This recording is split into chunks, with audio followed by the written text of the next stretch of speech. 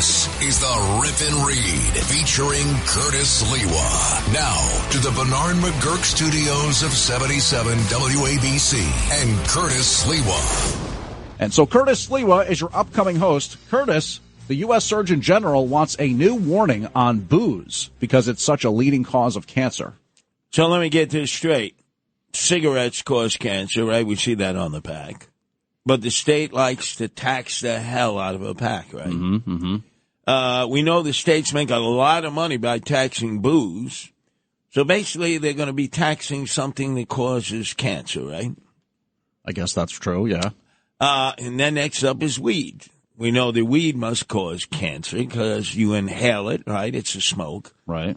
And you expel it, and there are all kinds of ingredients sometimes in weed. So that means the state is making money off of something that causes cancer in people. Is there something wrong with that equation?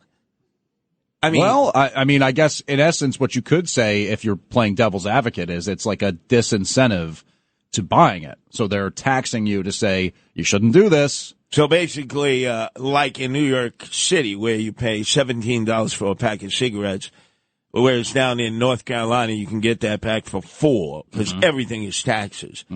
It will drive out your desire to smoke a cancer stick, right? You raise the price high enough, tax you from the cradle to the grave, and you won't be smoking cancer sticks. Is this what you're saying? Well, I mean, I guess that's some theory behind it. Yeah, that's partially the theory. Okay, so we're going to do that to booze. Now, what are you going to get for a little pint, right? A little pint. What are you going to charge? $75, $80? So, that's a pretty pricey pint. Yeah, what's next for a joint, right? How much are you going to tax a joint for? It's already taxed too much. The legal weed, this is just like an endless cycle. But let me ask you about a story. Wow. You talked about the story of that United States Postal Service worker standing online in a bodega to get a sandwich. You didn't mention the gender of the person who gutted him out because she said that she was first in line and not him. You didn't mention it was a woman, did you? Did I not mention that? No, you didn't. Conveniently, you forgot to mention that, huh? I guess, yeah, although... Yeah, conveniently. Is it convenient? Yeah. I noticed you didn't want to offend women to suggest that they would be murderers. Honestly, if I'm being perfectly transparent and honest right now, the woman is 6'5", and in this day and age, I don't really know what's going on there. Just think, if she had followed the right path, she could have been a trailblazer in the WNBA. I guess so. Instead of gutting out a guy for a freaking sandwich. I mean, is that crazy or what? And she stabbed him, 5 times? I mean, I think I read maybe 3 yesterday, but 5, no, sure. No, it was 5. Hey, excuse me. Who knows all about the streets, right? Okay. Weisenheimer, right? You want to talk about Wall Street, that's fine. That's your that's your ballywick. When we talk about the streets and crime, don't even question me, James Flippin'.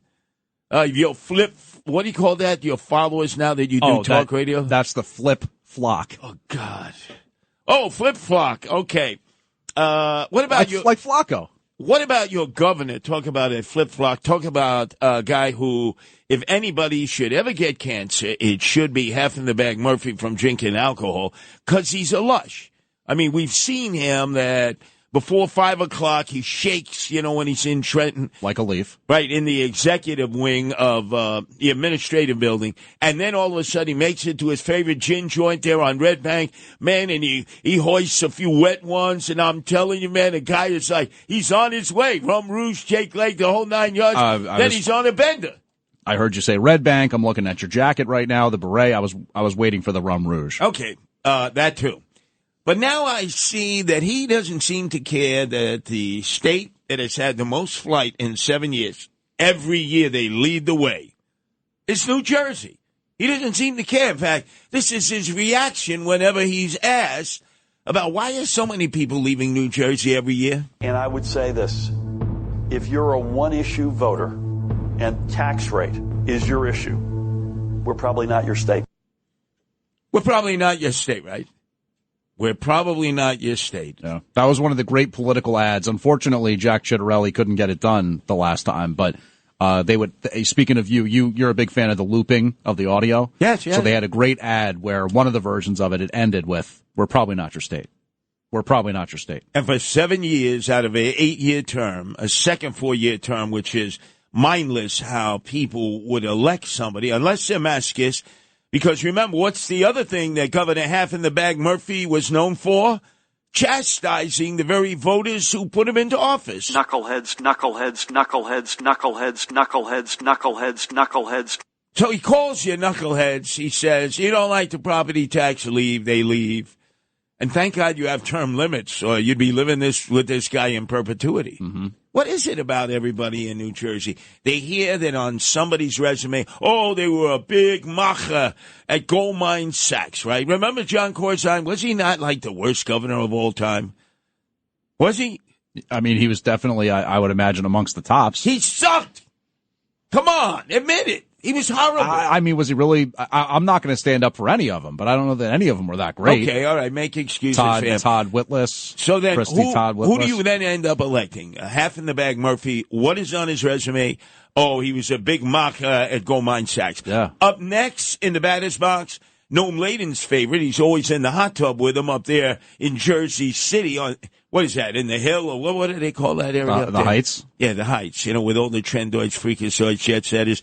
And who is always in the hot tub with Steve Fulop, who's planning to become the next governor of the state of New Jersey, a graduate of Goldmine Sachs over my dead body? Noam Layden, right? They're neighbors in Jersey City, from what I understand. Yeah, but why did they share? Man. You're the one who has the intel on that. Freaks, you have the intel on that. By the way, Noam's desire in life is to return to his hometown. He was birthed in Trenton. That's true. His dad was a correctional officer at the time at Trenton State. His mother was a homemaker, and he grew up there. Is that true about the correction officer? Yeah. Everybody works at Trenton State, or all right. What do they call it now? Southern State, they changed his dad's like a pharmaceutical researcher now, so that's quite a switch. That's now. Oh, okay. Back then, he was a hardcore CO in Trenton State. Turning a hard screw there. And in fact, he was one of his, now they call him clients now, but one of his mutts and scales back then was the Reverend Herbert Daughtry, who hates everyone white, hates Jews, hates all police, who was doing a 7-year bid for robbery, armed robbery, and he was good at making license plates right there in Trenton State. Mm-hmm. You didn't know Noam Layden's dad was his screw, his CO. I wasn't aware of that. Well, no. You need to find out more. This is our news director who wants to go back to Trenton, believe it or not, as the press attaché of what he thinks is going to become the next governor of the state of New Jersey, because he's a graduate of Goldmine Sachs, Steve Fulop, mayor of Jersey City. And it was on Tuesday when I was filling in for Brian Kilmeade, and I interviewed Stephen Fulop. And he said that he's not that opposed to congestion pricing, by the way, because it's only rich people that drive into Manhattan. Well, isn't that so par for the course, right? You mean like people like John Corzine and Half-in-the-Bag Murphy? Pass the Grey Poupon, please. By the way, what's happening with that congestion pricing? I understand that they left it all up to some federal judge in New Jersey to try to maybe slow it down or put an impediment in its way, right? Yeah, so it's 3:00 this afternoon. Judge Leo Gordon, who I guess is kind of the final Hail Mary for, well, it depends on your perspective, because New Jersey, this might be their last shot and trying to stop congestion pricing, which will otherwise take effect on Sunday. But then Councilman Holden of Queens said that he actually thinks that Long Island's got a decent case. I don't know exactly why, maybe because of the New York versus New York MTA or whatever, as opposed to it being across state lines. But yeah, Holden predicted that it is going to go into effect, but then they'll have to cancel it about a week or so later. So Holden predicted that they will hold them and they won't show them, right? Right. And that all of a sudden it'll go away. You got to know when to hold them, know when to fold them, Right. know when to walk away. That is so stupid of you. Long Island, right? Long Island is going to block it. I don't understand. Why are you saying me? Because Holden's the one who said it. The stronger case is Jersey. They actually indicated, the previous federal judge, that the federal government may have skirted its fiduciary responsibility in doing a complete EPA study as to the deleterious effects on your state of New Jersey, which, quite frankly, I don't know how anything could be any worse than it already is. You have more Browning fields. You have more, what do they call the super fun sites? You have more pollution in your air. You are the densest area in America, right? Per capita per person. 9.5 million, 10 million people from Camden County up to what the hell is the most corrupt county in all of America? That's right, Hudson County.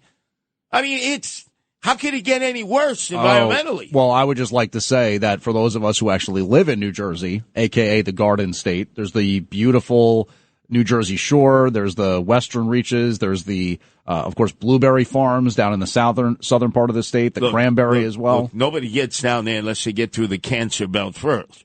You go from Newark Airport, you're going south, past Perth Amboy, South Amboy. You got the old Hess refinery there, right? You got the chemical plants. And you know what they say that smell is? That's noxious, that's so odorous that it twists the hairs in your nostrils. They say it's swamp gas. Swamp gas. It's pollution. One thing that you might want to be made aware of is that this United Van Line survey that you're referring to with all the people moving out of New Jersey, New York, your beloved home state, is third in the list. I'm surprised. Of people moving out. It's not first. Let me guess. Like Karnak the Magnificent on the old Johnny Carson show. Number one, Jersey. Why is that number one, Jersey? Can we play what Murphy had to say again, please? Please, play that again. He doesn't seem to care. That's right. And I would say this. If you're a one-issue voter and tax rate is your issue, we're probably not your state. Yeah, well, obviously, in 7 years, people have proven, first and foremost, the ones who are fleeing the most from your, as you describe it, the gorgeous Garden State of New Jersey. Gorgeous. Number two, Illinois, and most of that flight is from Chi-Town, a.k.a. Chirac, to avoid becoming a casualty. And yes, number three is New York. You're absolutely correct. And what are the three states that per capita per person they mostly flee to now? Take a guess. You know what the number one is. Take a guess. As a self-identified hillbilly, I'm happy to tell you it's West Virginia. That's right, West Virginia. Yep. But also there's South Carolina, Alabama, South and Carolina, Arkansas. Alabama's 6. Aren't you a bit surprised Arkansas by that? is 9. Right? Yeah, actually, I kind of am. Like, the Carolina is definitely not surprising. Well, cost of the living is skyrocketing. Okay, well, then explain this one, though. The fourth most common move-in is the District of Columbia. Yeah, well, that's because there's been a changeover. Look how many people are going to be moving in who work for Donald Trump, right? All right, I see. I mean, let's face it, they're looking at another 4 years. And that happened throughout 2024? Well, let's face it, with Joe Biden, they were moving to Delaware. They figured. By the way, according to that survey, a lot of people moved to Delaware. That's true. That's number 2. No taxes, right? Or is it taxes? Or is it even a state? Corporate. Let me ask you a question. How many times have gone from Pennsylvania, the Keystone State? I just nodded off a second on my way to Maryland, the Baltimore, body bag city. And I just closed my eyes ever so much, and boom, I was through Delaware. I mean, Delaware is just like a little smidgen on the map. Why should it even be a that's state? all. I mean, you're also talking about if you go to D.C. or Baltimore, you go through kind of like this tiny corner of the state. It's not. Yeah, but do understand this. You have to get through there. There's drive-by shootings, so you may have to actually slow down from going through D.C. and Potty Bag City, Baltimore. I'm just going to say that, you've been very negative about New Jersey now. Absolutely. Very negative about Delaware, which is where I went to college. So you're treading on thin ice here, all right? Which college did you go to? University of Delaware. Oh, is that where Shamu El Jefe Chris Christie went? Is that where? Is it? It might be. Is that supposedly where Joe Biden was a star halfback who caught like 72 passes? I think Remember he said that story he made up? But then he also at one point claimed he went to Delaware State. By the way, did you go to Newark, no, Delaware? No, they specifically don't like that. They say Newark. No, it's Newark. Newark, Delaware. You'd rather be in that Newark than the Newark in New Jersey, wouldn't you? Well, I actually very much like the Newark Art Museum. No, I'll bet you do. I bet you like the Rock, the Prudential, too, yeah, right? The Prudential Center's nice. The Devils, right? Yeah, and that kind of rock. We're talking about the Prudential Center, right? You like South Orange Avenue. Well, that's a different... Oh, come on. You like You like Van Veck? Newark Airport's not so bad these days. Yeah, Terminal A, yeah. Okay, you're living in there. You see all the homeless people out there, right? Branchbrook Park, you like Branchbrook Park? Yeah, it's beautiful with the cherry blossoms. Yeah, you like Springfield Boulevard, Central Ward, you like that, huh? Springfield Ave, you like that? Lions Ave? Yeah, of course. Oh, God, I really... Now, big question here. Boyd Johnson, Speaker of the House, looks like he's from Leave It to Beaverland, Father Knows Best, Little House on the Prairie, up from Shreveport, where it's so dry it takes you 3 days to get up enough moisture in your mouth to spit. Totally unlike New Orleans, which is wet 24/7, 365. The booze flows because it's a Catholic city. So do you think Boyd Johnson is going to become the next Speaker of the House? The Republicans at this very moment are getting ready to vote. What is your impression, your interpretation, your prediction? I think that he probably will, because it sounds like, Trump threw his support behind him, and there's no clear kind of MAGA schism on this one. I think most of the time Congress, you can kind of trust them as far as you can throw them, but at this point it seems like there's a lot of momentum to just kind of get this done. Wait, Elon and Vivek have not weighed in on this yet. Actually, Elon, I think, did. But you're not sure. I could be wrong, but I think Elon basically supported. But let's say he came out and said, I don't like this guy. Then what would happen? I'm not so sure it would make a difference. Let's say not with members of Congress. Donald Trump said, I want Johnson to be the Speaker. But the Vice President of the United States, Elon Musk, the foreigner J.D. Vance from South Africa, said, no, I don't like him. Kamala Harris, J.D. Vance. What would happen then? If Elon Musk said... weighed in on this. He's done it before. He's welcome to do that. And who do you think would carry more weight with the House Republican members?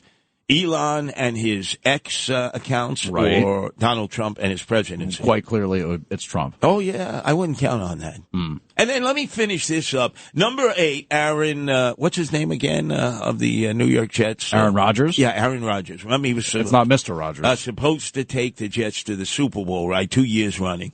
Did you see that article in the Daily News in which he said, the 2 years I've spent in New York, New Jersey are the best years of my life? Did you see that? I hadn't seen that, but okay. You know why it's the best years of his life? He didn't have to do any work. And how many millions of dollars did he get paid? And he could spend his life doing ayahuasca, dropping LSD, shrooms, ecstasy. I mean... He couldn't have done that in Green Bay? Well, let's face it. There are about as many people in Green Bay as season ticket holders of the Green Bay Packers Stadium. Are you aware of that? There's like 100,000 It's like a tiny little town, yeah. Little tiny. Appleton, Green Bay, They put up with those eccentricities if they can get a Super Bowl. I say. Brett Favre, Bart Starr, he'd run out he'd worn out his welcome in Green Bay. I believe so. He was a little too freaky deaky for folks in flyover land, but he said that his happiest 2 years, you should know, the greatest 2 years of his life was getting all that Johnson & Johnson money for doing nothing. And living where? Living in New Jersey. You know something? He's now going to be moving out.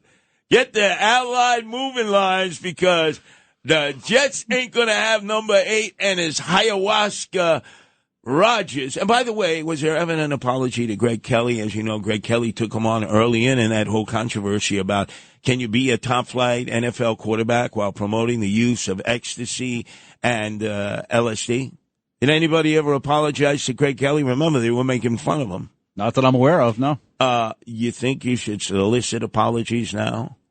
I don't believe Aaron Rodgers is going to have interest in my request for an apology. But just all those super sports spectacular wonks that you're friends with who were condemning Greg Kelly, do I need to come out with a number of names? Yeah, maybe. I mean, the sports guy in the back there, Mike Didino, he was very, very critical. Yeah. So could I have that apology in 3? You want everybody to apologize? Absolutely, including people here. They all attacked. What about like a Joe Nolan? Joe, half in the bag. I haven't heard from him lately. But you know something? You're meandering now. You're patronizing me. You're wasting my time. So get the hell out of here.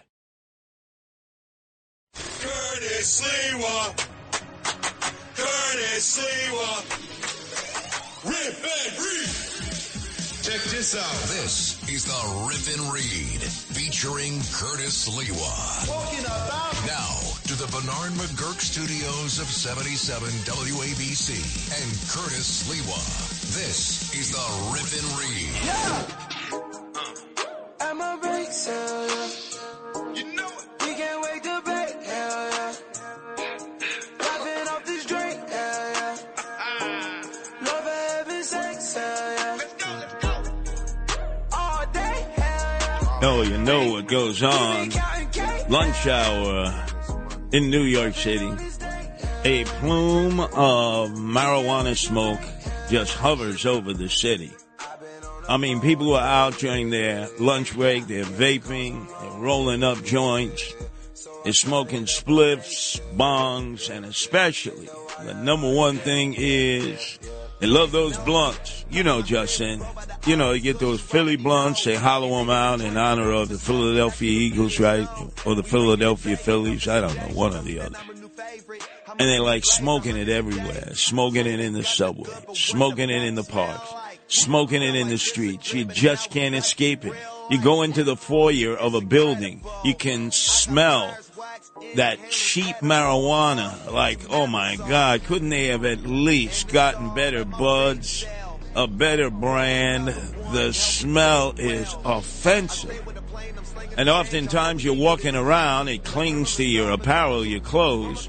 So you go to a meeting and people think you've been doing puff puff pass. You've been smoking. They look at you like, oh, see you were toking up during lunch. No. It's the smell of marijuana is everywhere. So now let's look at what the Surgeon General of the United States said, the outgoing Surgeon General of the Biden administration. He says that all liquor bottles must now carry warning labels on it that it can cause cancer, that it has cancer-causing agents. All liquor. So whether you're drinking high-end champagne, as many of you would, or welcome in the new year, or your winos, whether you're drinking imported wine or chemical wine from Ernest and Giulio Gallo, you know, with the screw top, 99-cent chemical wine, or it could be, Boone's Farm. It could be Wild Irish Rose. It could be Midnight Express. It could be any number of brands that would eat your stomach out.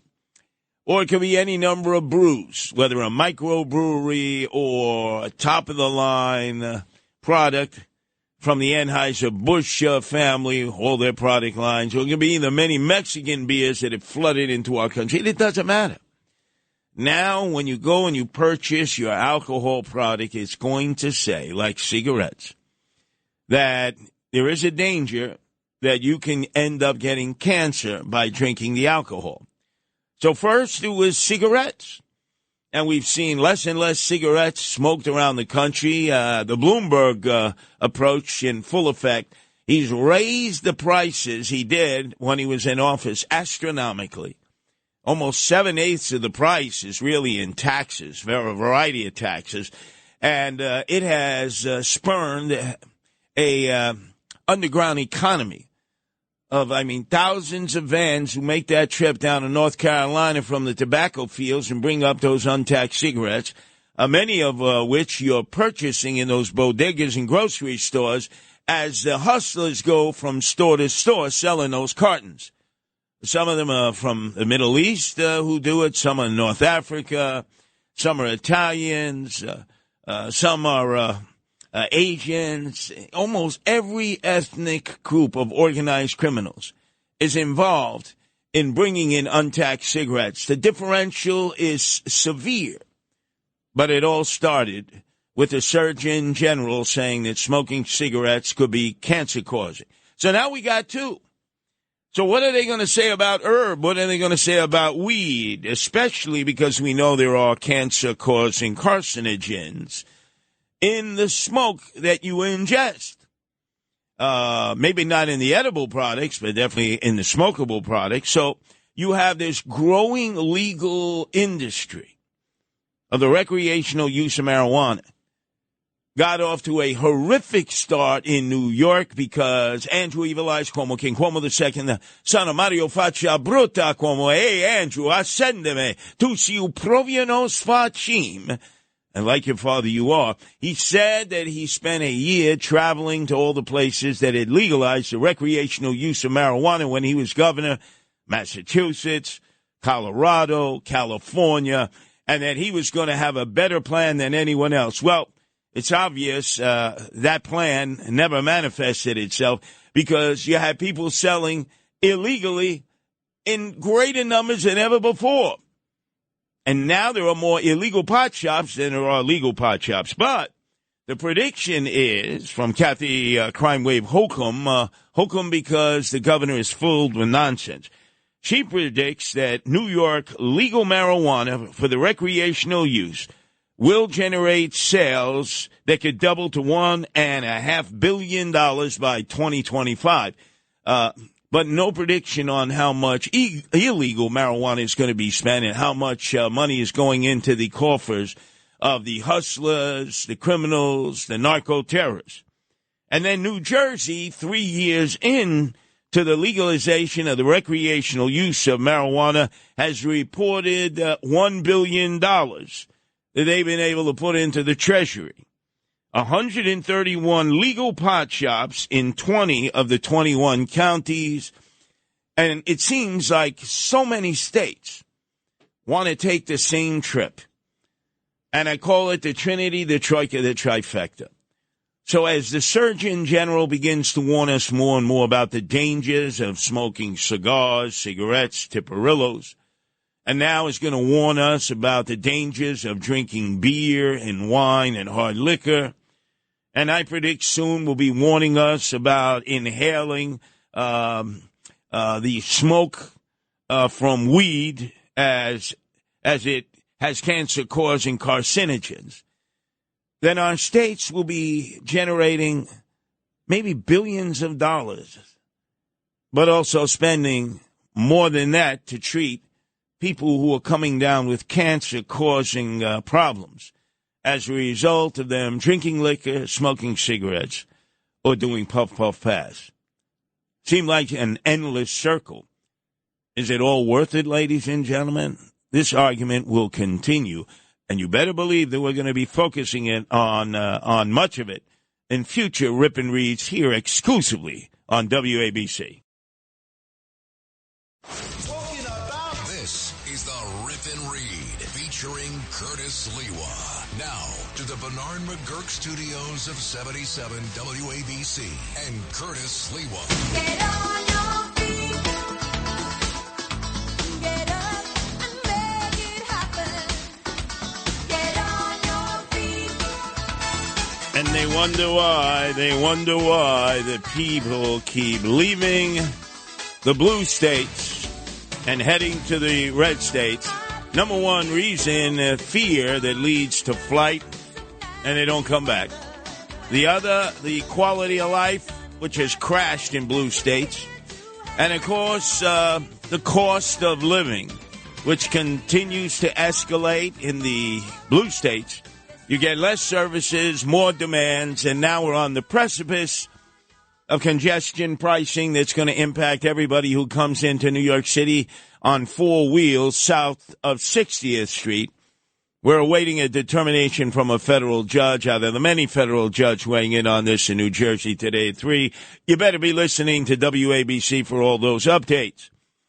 But once again, for 7 straight years out of the 8 years of half in the bag Governor Murphy being in charge in New Jersey, so devastatingly bad the first 4 years that the masochists, because that's what people in New Jersey are, masochists, decided to elect him into office again, just barely, over a guy who looks like he's a governor right out of Central Casting, Jack Citarelli. Jack won that night, same night that I lost to Eric Adams for the mayoralty in New York City, and now as a result of that, you almost suffer.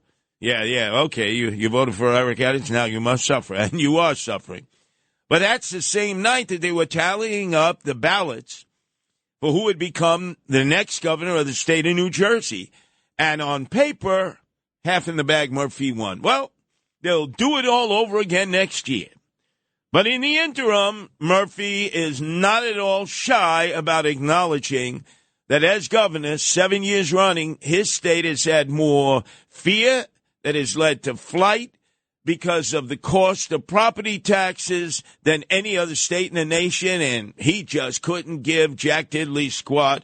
He just like, hey, that's the way it is. And I would say this. If you're a one-issue voter and tax rate is your issue, we're probably not your state. Probably not. That's been proven 7 years running. The number one state per capita per person that has lost the most population. And people are fleeing.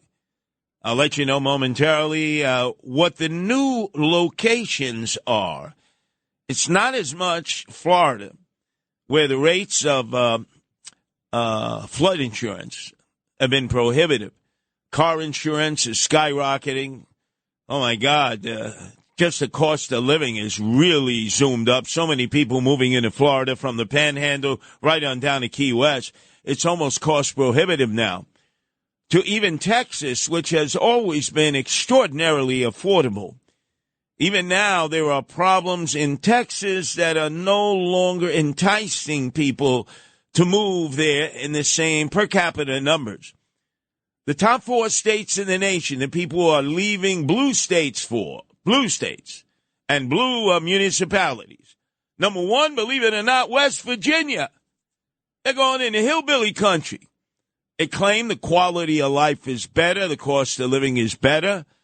Now, obviously, you got to avoid taking all the oxys because that's oxy country, but number 1 is West Virginia. Number 2, state most traveled to at this particular time is South Carolina, especially the greater Charleston area. Number 3, I didn't expect to see this, Alabama. Oh, yeah, they're avoiding Mississippi. You know, they're doing a hop, skip, and a jump from Florida and avoiding MIS, SIS, SIS, SIS, SIPPI. They stop right at the Alabama border. They're not going through Mississippi to Louisiana. Nope. They stop at the Alabama border. And then the last state, the state of Bill Clinton, they're going to Little Rock. So per capita, per person, the flight of Americans from blue states and blue municipalities and counties and boroughs and townships and villages, they're going into the red states. But I had not predicted this. West Virginia, number 1 location. South Carolina, number 2. Alabama, number 3. Arkansas, number 4. And in terms of states that they are fleeing from, New Jersey, number 1. Illinois, number 2. That makes sense. And number 3, New York. New York has consistently been in the last 8 years the state that has lost the 3rd most population on a regular basis based on the per capita percentage of the population. And there's a reason for that, because there's been a steady drumbeat. When Andrew Evil Eyes Cuomo was the governor who was intent on destroying the state, and he eventually succeeded in that, although he had to flee. He had to flee the governorship when his fellow Democrats at both the state assembly and state senate level wanted to impeach him for all of his indiscretions at Eagle Street as governor. And if he had been impeached, if he had stayed in office, he would never have been able to run for office again. Never, never, never, never. And he fled to Southampton, to the compound of his brother Fredo, and protected by his loyal ally, just released from federal prison, who had done a 6-year bid for political corruption on behalf of the Cuomo crime family. That is Joe Percoco, his leg breaker. And that's where they all are at this point, plotting the comeback of the political zombie known as Andrew Evil Eyes Cuomo. Remember, Andrew Evil Eyes Cuomo already destroyed the state of New York, and now increasingly more and more, as the fate of Eric Adams begins to become dismal, as he's losing so much of his support on the Democratic side of the line, and increasingly an attempt to become a New Jack Republican is fading because of the initial response of Republicans who are saying, hell no, we will never elect Eric Adams as mayor as a Republican. So now it looks like Andrew Evil Eyes Cuomo is poised in this month of January to plunge into a very crowded Democratic primary to become what he hopes to be the next mayor of the city of New York over my dead body, because then he will have scored the daily double. He will have destroyed the state of New York, and he would want to add to his resume the destruction of the city of New York that so many people are fleeing from. And he actually began the discourse. He actually began when he was governor telling people, if you disagree with me, then you need to pack your bags and get the hell out of here. Are they these extreme conservatives who are right to life, pro-assault weapon, anti-gay? Is that who they are? Because if that's who they are, and if they are the extreme conservatives, they have no place in the state of New York. Now, that was a long, long time ago. Many of those who fit into those categories, what he had described, decided, okay, you don't want us here, we're out of here. And interesting that Andrew Evil Eyes Cuomo wanted a clawback.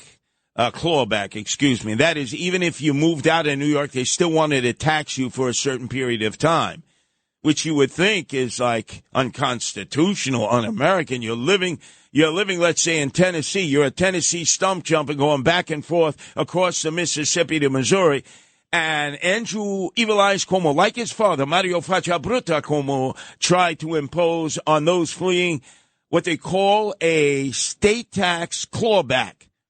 Challenged in courts, replicated by Gruesome Newsom, the governor in California, who likewise has lost a tremendous number of his residents who have fled the state of California. They've gone to Colorado, they've gone to New Mexico, they've gone to Arizona, they've gone to Texas.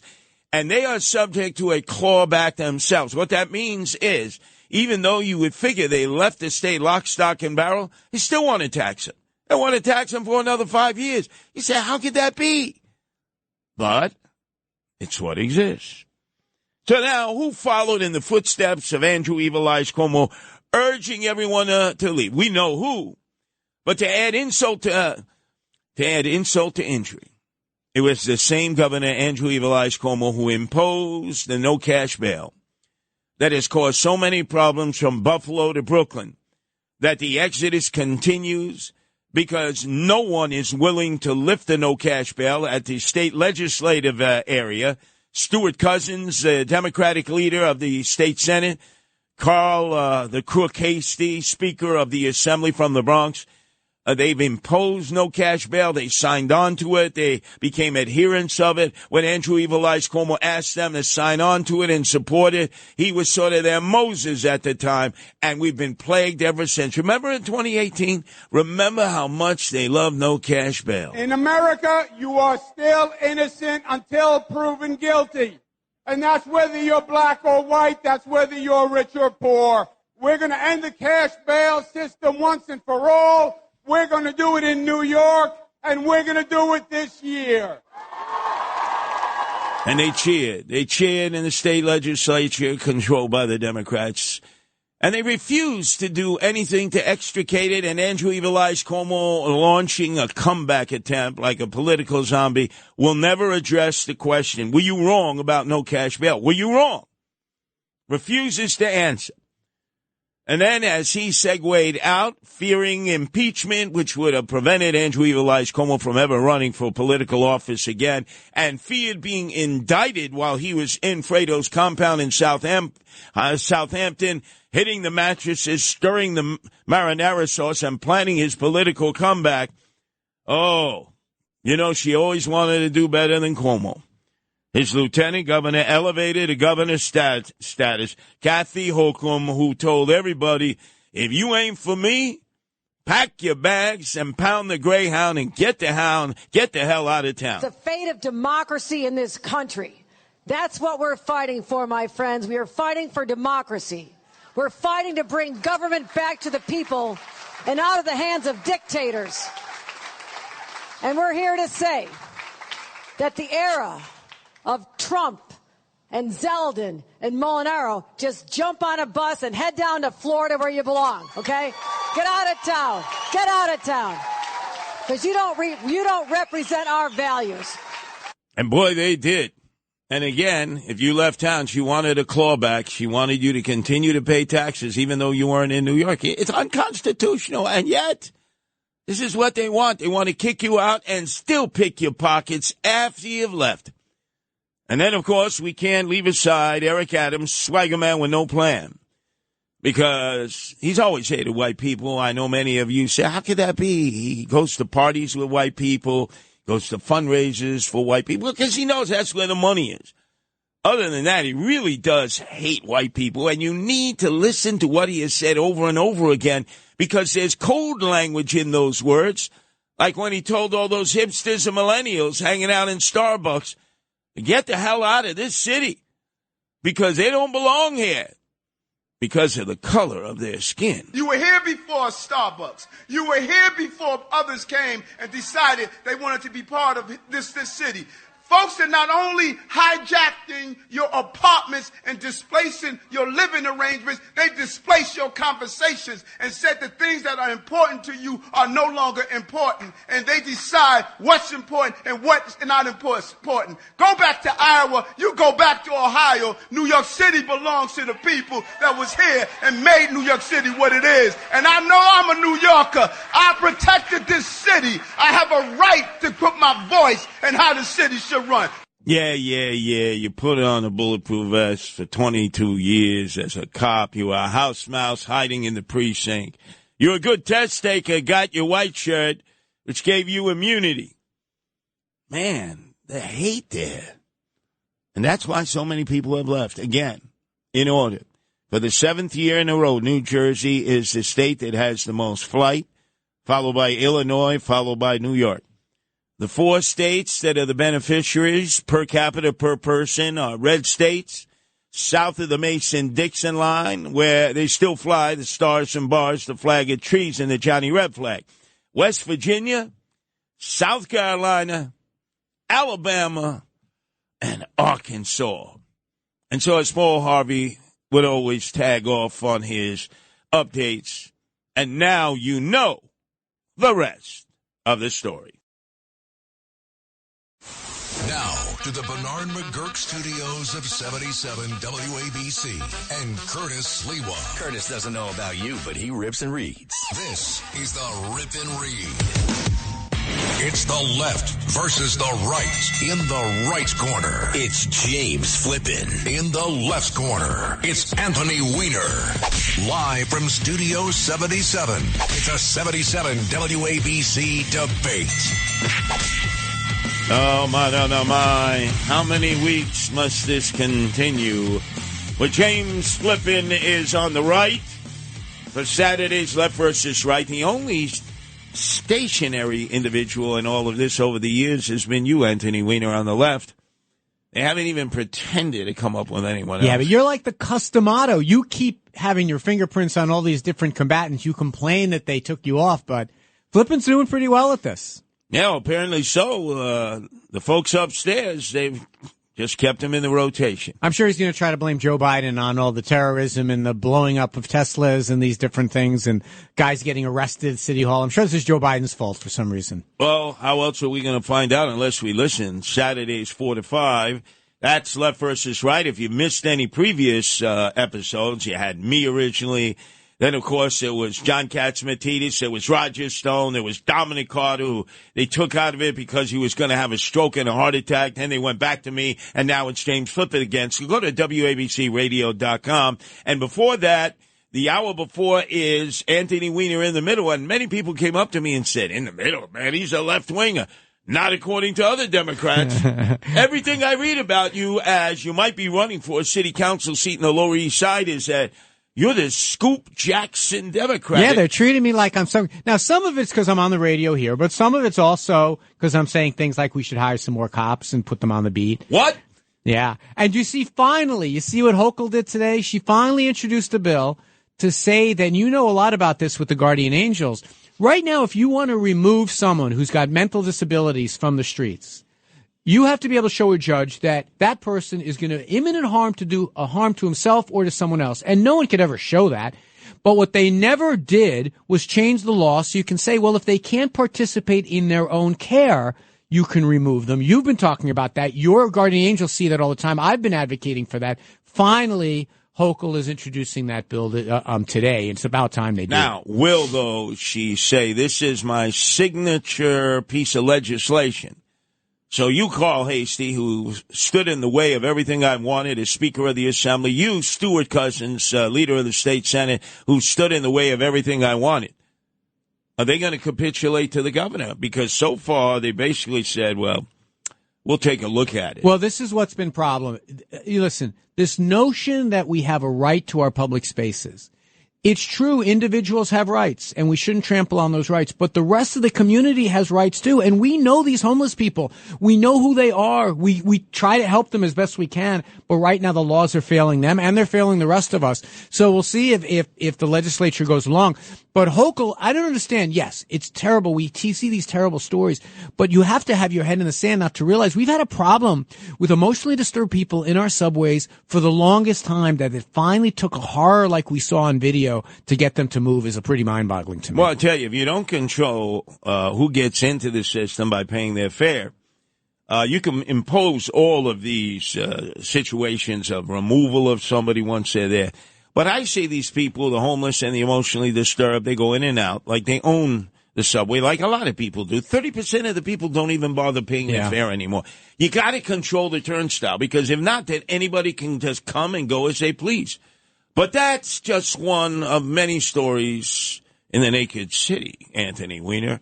And as you go throughout the Lower East Side, which in many instances is a very libertarian area, come see, come side, live and let live. Yeah. Very liberal, very It's progressive. got a bohemian history that goes all the way back to the movie, to the play Rent. Are you sensing any changes, though, in the electorate, let's say from 4 years ago or 8 years ago, where it seemed there was like a wave of, no incarceration, no cash bail, only for the most serious crime should we even consider indicting people? You know, for the most part, citizens of the neighborhoods that I live in, they're not political people in that 50% of their brain is thinking about policy. They are thinking about the general sense of how safe and secure New York feels.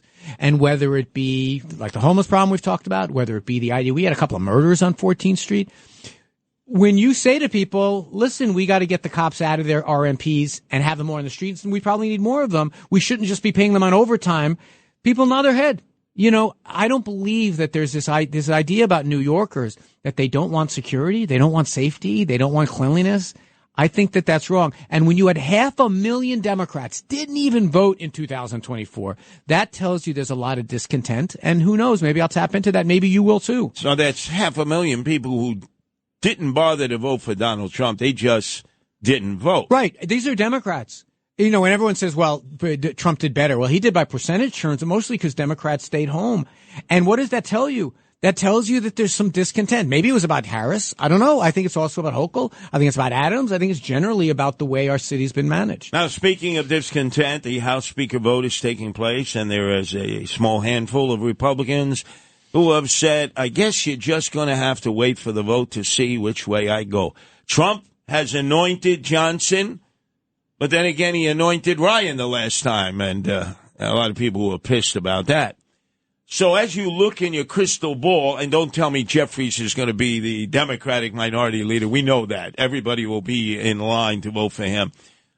Will Johnson get the votes needed? You know, here's what I think. I think when you're down to 1 or 2 votes, anyone could hold the place hostage. Usually Democrats don't do that. We kind of fall in line. I think what may happen is he falls a couple of votes short here, and then people say, what's your price, pal? And that's the problem. You have a hand. I heard Lawler on this morning with you and Sid. I mean, look, Lawler is the moderate Republicans, the Republicans who want to get stuff done, are being held hostage to the 10 or 15 guys who just want to get their name in the paper or blow the place up. But you also said you're in the catbird seat if you vote against him and your votes prevent him getting installed on that first vote. Now they have to come to you. They need you. So can you pretty much write your ticket at that point? Yes. Now, if you don't care what people think of you institutionally and don't care about how much you gum up the works, you can name your price. But here's the problem. Let's assume that Johnson wins this vote. Every vote this year is going to be close like this. The Democrats are going to stick together for the most part. Are the Freedom Caucus guys going to refuse to raise the debt limit? And then what do? This is a harbinger of things to come. So basically, you can claim by holding out and not voting for Johnson, let's say the first time, second time, that you've done more than bring the bacon home. You brought to your district more discretionary money than all the other Congress people combined. And if you see random people showing up on the Appropriations Committee, it's because they threatened to vote no if they didn't get a seat there. Wow, there's a lot of power there. The drama. Will we have another McCarthy situation? Whoever opts out, guys are going to come up to them and ready to start pounding them. To be continued. We should know in just about another hour or so the outcome. But remember, it's the Rip and Read here, 12 to 1, Monday through Fridays. But it's left versus right that I really want to get back into the swing of things. So you got to listen to it with Flippin' versus Wiener, Saturdays 4 to 5.